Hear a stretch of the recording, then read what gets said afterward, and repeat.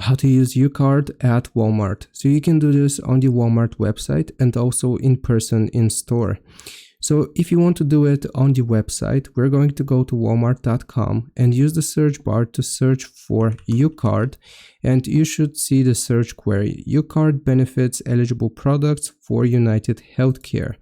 Once we use the search query, it's going to display a list of all of the products which are eligible to be purchased using your UCard. So for example here, let's do this thermometer. Click on add, and this is going to add the item to your cart. Now, once we have it added to our cart, we're going to click on the cart in the top right corner. Now from here, you can do shipping, you can do pickup or delivery. For this item, you will select your delivery option and just click on continue to checkout. Once you select continue to checkout, it is going to ask you to sign into your Walmart account. Then it's going to ask for your UCard information. You will just provide your UCard information as you would a normal debit card, and you can check out and pay for your product and you will receive it. I hope this video helps you out. Leave a like and subscribe. I'll see you next time.